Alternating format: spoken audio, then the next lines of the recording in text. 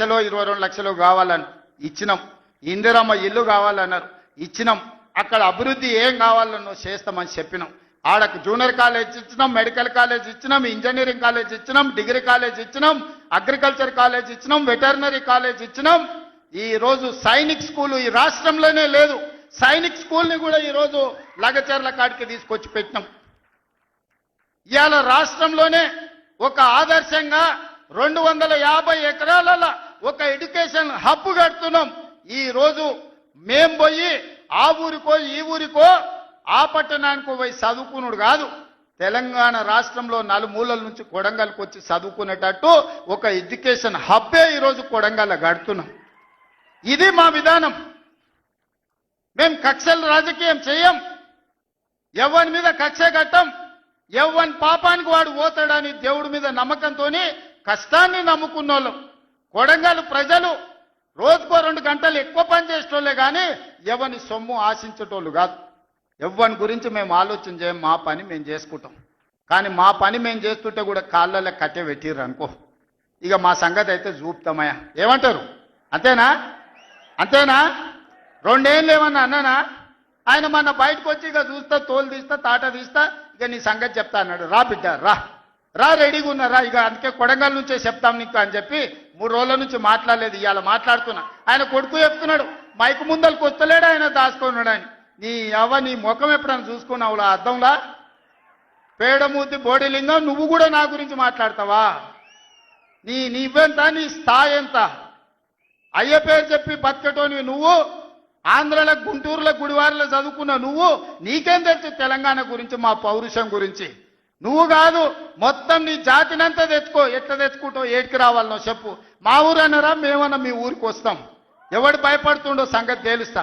వెనకటికోసారి చెప్పిన గిట్లనే గజ్వేల్కి వచ్చి చూడు అని చెప్పిన, గజ్వేల్కి వస్తా బిడ్డ, నీ నెత్తి మీద కాలు పెట్టి తొక్కుతా అని. గజ్వేల్కి లక్షలాది మంది కార్యకర్తలతో పోయినాం, కాలు మీద పెట్టి తొక్కితే పాతాళానికి పోయిన మళ్ళీ ఇప్పటి వరకు తేలలేదు.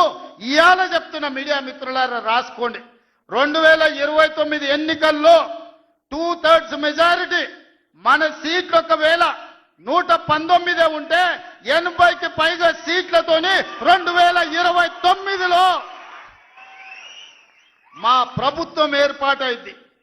ఒకవేళ 153 సీట్లయితే 100 పైగా సీట్లతోని 2/3 మెజార్టీతోని తెలంగాణలో రెండోసారి కాంగ్రెస్ ప్రభుత్వాన్ని తెస్తాం. ఇది మా సవాల్.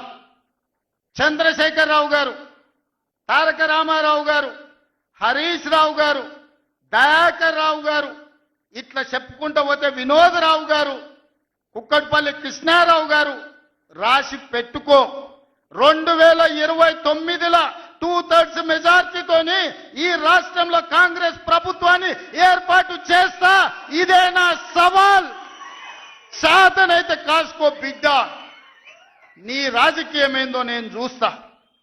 నేను రాజకీయం చేసినంత కాలం ఈ కల్వకుంట చూసేటోళ్ళు కాలకుంట విషం లాంటి కేసీఆర్ కుటుంబాన్ని అధికారులకు రానివ్వను. ఇదే నా శపథం. ఇదే నా శపథం. కొడంగల్ బిడ్డగా ఈ గడ్డ మీద నుంచి నేను శపథం చేస్తున్నా. నేను రాజకీయాలలో ఉన్నంతసేపు రాబోయే ఎన్నికల్లో కేసీఆర్ కుటుంబానికి అధికారం అనేది ఇక కళ. బీఆర్ఎస్ పార్టీ, కేసీఆర్ చరిత్ర గతమే. మీ పార్టీకి మీకు భవిష్యత్తు లేదు.